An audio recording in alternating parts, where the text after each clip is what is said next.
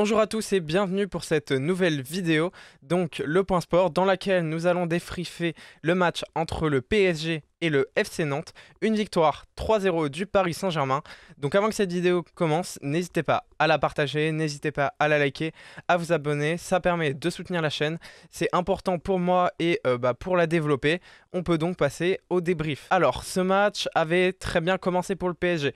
Le PSG jouait toujours dans son dispositif en 3-4-1-2, 3-4-3, enfin vous avez compris, avec une donnée majeure qui était importante tout de même, c'était que Neymar était sur le banc.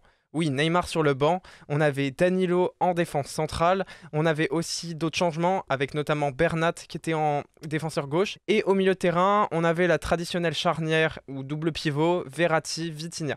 Donc sur le papier, c'était bon. À noter aussi, à la place de Neymar, c'était Sarabia. Sarabia est un joueur beaucoup plus travailleur, et ça permettait quand même d'annoncer des vrais changements. Donc c'est une bonne nouvelle, franchement. Enfin moi j'ai été plutôt content quand j'ai vu la compo initiale. C'est vrai, comme beaucoup de gens, j'étais sûrement un peu étonné de voir Neymar pas là, mais en vrai, et d'ailleurs vous allez le voir dans la prochaine vidéo, j'en parle et j'explique bien que pour moi le fait qu'il y ait des changements, le fait que les grandes stars puissent être remplacées, d'ailleurs on en parlera, mais après ils ont aussi été changés, notamment Mbappé qui avait mis un doublé, c'est une bonne nouvelle et franchement j'ai trouvé ça plutôt bon.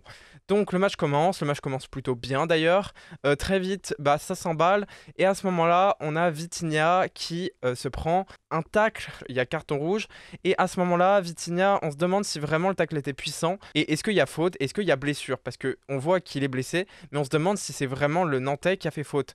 Au final, c'était pas le cas. Au final, il semblerait que ce soit l'autre genou où il y a une torsion, une légère torsion. Mais en tout cas, Vitinha a tenté de revenir. Il a couru, mais bon, ça n'a pas du tout marché.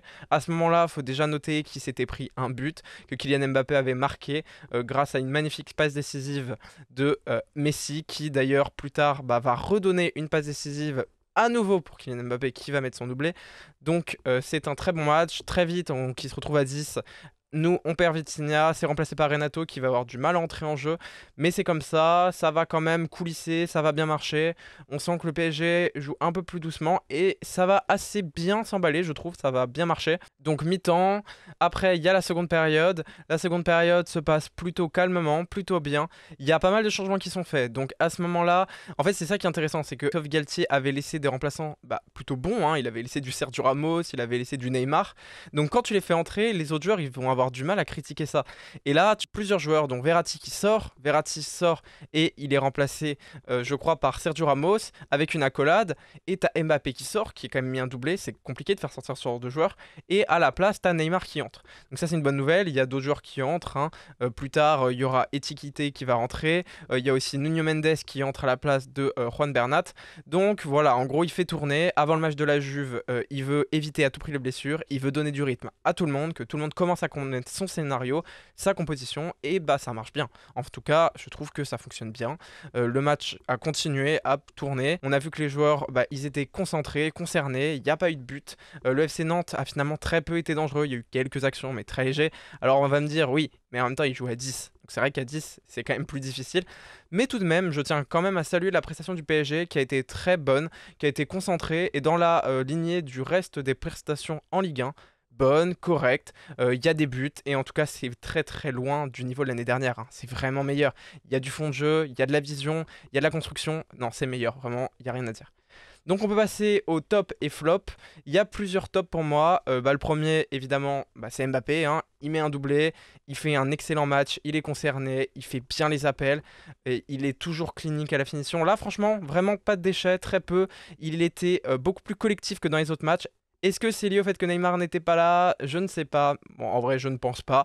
Mais en tout cas, il fait un très bon match. Deuxième top pour le PSG, sans aucun doute, Messi. Messi qui fait un très bon match, qui est très concerné. Là encore, il met quand même deux passes décisives. Il met notamment la première période, parce qu'on sait que c'est un joueur qui quand même est beaucoup plus percutant en première période. Ouais, il est incroyable, hein. En première période, il est percutant. C'est lui qui fait les bons appels, c'est lui qui fait les bonnes passes. Il a fait de belles accélérations, c'est à noter. Il était aussi très bon pour éliminer des joueurs adverses. Il était très bon dans le dribble, dans la passe. Enfin bref, excellent. Probablement le meilleur joueur d'ailleurs, peut-être même devant Mbappé. Et à partir de là, franchement, rien à dire. En flop, si on peut parler de flop pour le PSG, pour moi, Marquinhos, il me fait peur encore. Dès le départ, on sent qu'il y a 2-3 moments où il se fait bouger.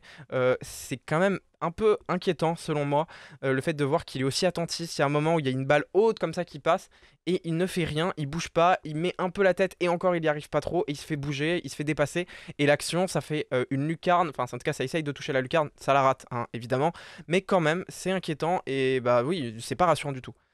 Ensuite, le deuxième flop, et en vrai je vais terminer par là parce que pour moi après sinon du côté de Nantes c'était assez neutre, je vais avoir du mal à trop juger vu qu'il y a eu un carton rouge, bah peut-être voilà pour le carton rouge. Sinon le deuxième flop pour moi c'est essentiellement Renato Sanchez.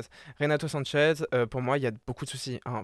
Il a manqué de concentration, il est pareil, il a couru partout dans le vide, il a jamais trop été présent dans l'impact, il a jamais non plus été trop présent dans la vision de jeu. Enfin bref, il a été présent un peu nulle part, un peu partout, toujours un peu virevoltant mais sans jamais vraiment rien faire. Enfin en gros, pas là, voilà, trop neutre, il a pas du tout pris ses marques, on va attendre, on va pas trop le juger. Mais ça commence à devenir inquiétant, ça fait plusieurs matchs qui sont quand même pas très bons, et si c'est lui notre titulaire remplaçant, c'est inquiétant. Bon, à noter aussi la blessure de Vitinha, on en saura plus demain, mais pour le moment, il y a quand même quelques inquiétudes à avoir. C'est rien de trop grave, mais voilà, c'est à souligner. Merci, j'espère que vous appréciez la vidéo, n'hésitez pas à la partager, à la liker, à vous abonner. Salut!